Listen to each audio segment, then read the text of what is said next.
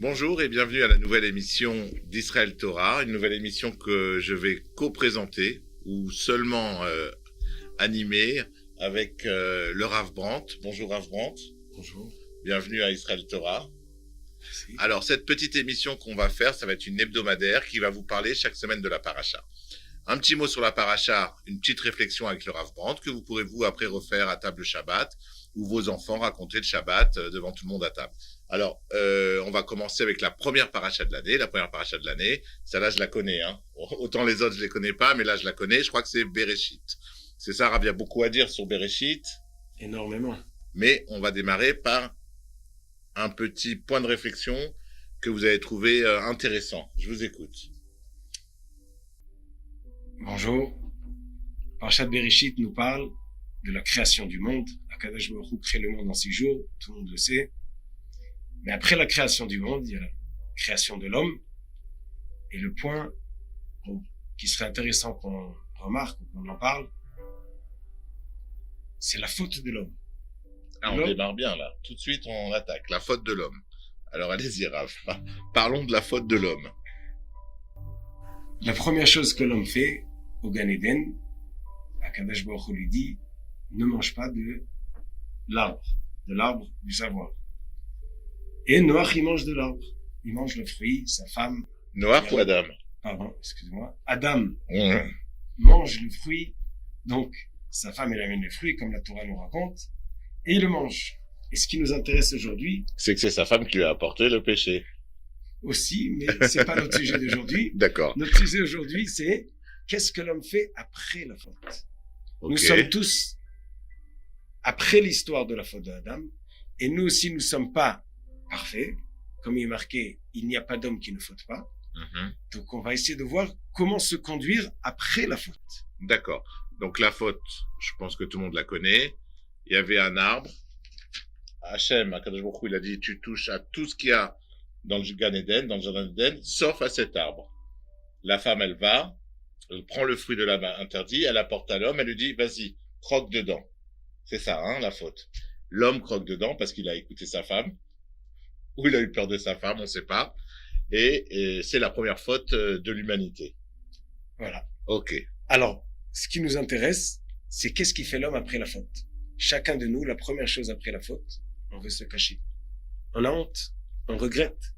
Il y a eu un moment où on était faible, on n'a pas surmonté l'épreuve, mais après on a honte. Donc c'est ce qui est marqué. Vayishmeu et kol Hashem Elokim mitalech bagan, beruach hayom, vayitchabe Adam veishto. Donc l'homme et la femme se cachent. Ça Ils veut dire entendent- quoi là, dans le texte? Ils ont entendu la voix de Dieu Mhm. qui marche ou qui réside dans le Gan et ils se sont cachés. C'est normal. On essaie tous de se cacher. On croit pouvoir ne pas prendre responsabilité. Peut-on se cacher de Dieu? Bonne question. Mhm. Très bonne question. Vaikra Hashem Elokim el Adam vayomer lo Ayeka. Et là, Akadosh Baruch Hu se dévoile à l'homme et lui dit Ayeka, où es-tu? Donc, effectivement, on ne peut pas se cacher de Dieu. Ayeka, où Ayeka, es-tu? où es-tu? D'accord. Vous notez Ayeka, où es-tu? Quand vous cherchez votre fils, quelqu'un à la maison, vous pouvez crier Ayeka, Ayeka. Mais on ne peut pas se cacher de Dieu, d'Akadosh Baruch Hu, c'est vrai.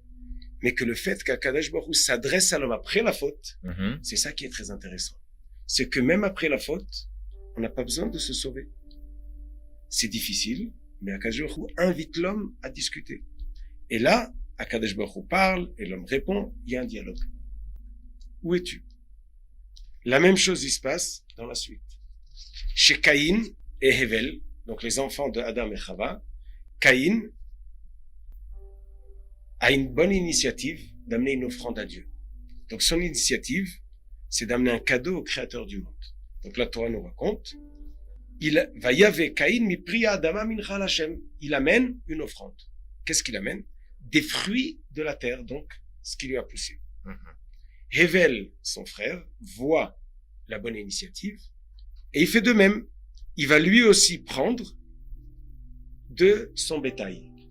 Hevel va prendre mi bechorot tsono, donc des meilleurs, le bechor de son bétail.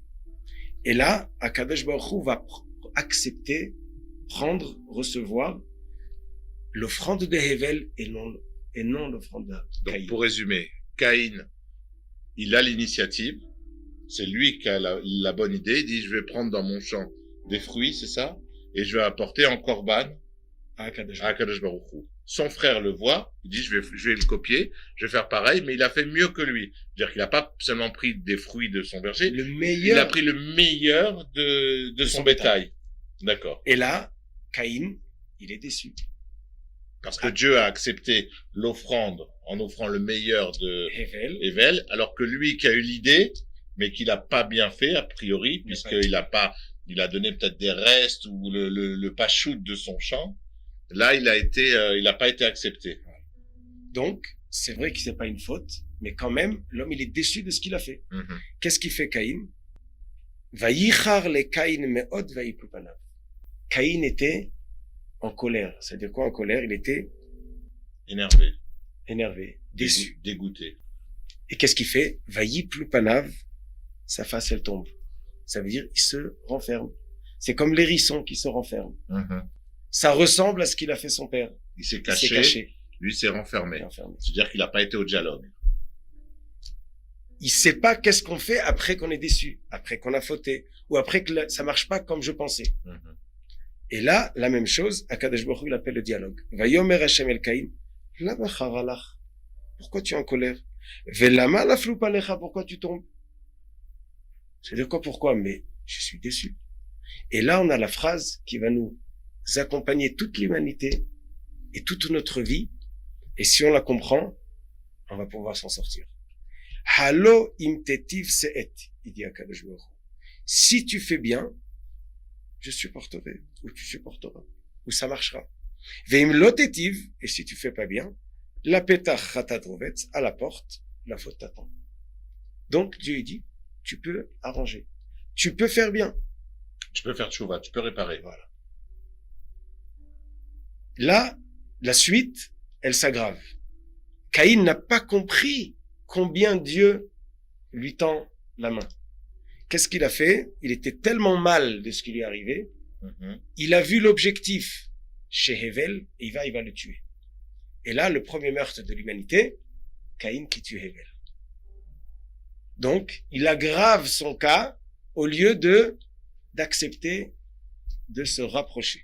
Toujours parce qu'il n'a pas voulu aller... Il sait peut-être pas comment se remettre là où il était. Mhm. On tombe des fois, l'exemple, quelqu'un qui a une société, il fait faillite, c'est dur à se remonter. Quelqu'un qui a une défaite, ça peut être un divorce, ça peut être une défaite, dans toutes sortes de sujets. Un homme perdu, qu'est-ce qu'il fait? Caïn n'a pas compris et il va aggraver son cas. Il baisse Et là- les bras. Il baisse les bras et il aggrave son cas. Parce qu'il baisse les bras, comme tu dis, il aggrave son cas. Et là, Akadosh Baruch Hu lui dit, le sang de ton frère, il est où? Et Caïn, il essaye pas seulement de se cacher, mais il fait comme s'il ne sait pas de quoi on parle. Est-ce que je suis le gardien du sang de mon frère? Donc, tellement qu'il se sent mal de ce qu'il a fait, il va encore plus se cacher. Et là, Dieu va devoir le punir. Et quand Akadosh Baruch Hu lui dit, tu vas devoir être errant, là, Caïn y comprend. Mais si je suis errant, les gens vont me tuer. Est-ce que je peux me cacher de Dieu? Et là, Caïn y comprend. Hen gerashta oti hayom me'al pnei adama, tu m'as renvoyé de la terre. Umi panecha et sa terre, est-ce que je peux me cacher de toi? Va'iti na vanad ba'aretz vayakol motzi argeni. Si je suis errant dans le monde, celui qui va me trouver va me tuer. Caïn comprend que celui qui a tué, son sort, c'est qu'il faut qu'on le tue. Donc, il tombe tellement bas, et dans le trou, c'est là où il prend conscience. Je peux pas me cacher de Dieu. Alors, il avait possibilité de pas tomber si bas, puisqu'on lui avait proposé déjà, on lui avait tendu la main, on lui a Voilà. dit pourquoi tu fais la tête. Il est resté dans son enfermement et il est descendu encore plus bas. Voilà. Ok. Et pour nous, c'est un enseignement que même encore plus bas, même quand il faut payer et qu'il va être errant, mais Dieu lui promet, je te donnerai un signe sur ton front que tout celui qui te voit ne te tuera pas 7 générations. Donc Caïn, après la faute, il a une promesse d'une vie où il va avoir 7 générations. Et qu'est-ce qui se passe dans la suite? C'est que pas seulement Caïn, pas seulement Adam, mais l'humanité entière va fauter. Et elle se développe 1500 ans. 1500 ans après le développement du monde, on arrive à un stade très grave. Et à la fin de la paracha, la Torah nous dit, Vayinachem Hashem, Vayar Hashem ki rabba ra'ata adam ba'aretz. Dieu a vu qu'elle est grande ou beaucoup, le mal de l'homme est grand. Qui vechol yetzer marchevot libo raga kol hayom. Tout ce qu'il pense toute la journée, c'est faire du mal. Vayinachem Hashem ki asa et adam ba'aretz. Dieu a été triste. Il était attristé. Vayomer Hashem emche et adam asher barati mal pnei adama. Je vais détruire et effacer tout ce que j'ai créé. Mais même quand on arrive là, Venoach matzachen b'nei Hashem. Noach a matzachen. Il a eu grâce. Trouver grâce. Trouver grâce. Ah, Trouver c'est grâce. le beau mot. Trouver grâce Aux yeux de Dieu. Et l'humanité va continuer. Grâce à Noach. Grâce à Noach. Mais ce qui est intéressant pour nous, c'est qui est la femme de Noach qui va survivre avec lui. La femme de Noach, elle s'appelle Naama. C'est une arrière-petite-fille de Caïn. Comme ça, Rashi nous dit, quand on parle de Va'achot Tuval Caïn Naama. Tuval Caïn va être le petit-fils de Caïn, la 7e génération, qui va tuer son grand-père. Parce que ce que Dieu lui dit qu'il doit mourir, il va être accompli. Caïn va être assassiné. Mais la promesse que cette génération va vivre s'est accomplie. Et il s'est marié, il a eu des enfants. Et sa arrière-petite-fille était la femme de Noach qui va survivre. Et nous tous aujourd'hui, nous sommes pas seulement les petits-enfants de Adam et Chava, mais de Noach et Naama, qui est l'arrière-petite-fille de Caïn. Donc même dans la gravité de ce qui s'est passé, et le monde presque entier va être détruit, mais la chance de remonter. Et là, la preuve que nous sommes là. Donc, un bilan positif de cette paracha. L'homme peut fauter, mais l'homme peut toujours se relever. Exactement. Merci. Si on comprend un petit peu de ce que on lit et qu'on voit, ça sera mieux pour nous tous. Merci beaucoup, Rav Brandt. Alors, si Dieu veut, on se retrouve la semaine prochaine pour la paracha. Vous l'avez annoncé, puisqu'on a vu à la fin de la paracha, c'est la paracha de Noach. Merci et Shabbat Shalom. Shabbat Shalom, merci.